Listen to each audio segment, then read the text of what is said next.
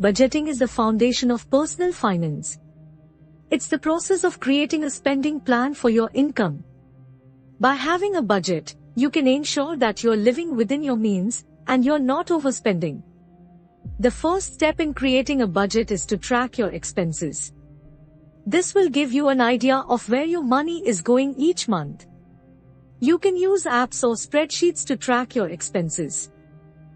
Once you have a clear picture of your expenses, you can start creating a budget.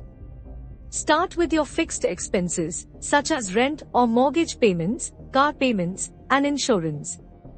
Then, add in your variable expenses, such as groceries, dining out, and entertainment. Allocate a specific amount for each category and stick to it. It's important to regularly review your budget to make sure you're staying on track. You can make adjustments as needed, such as cutting back on discretionary spending if you're overspending in one area.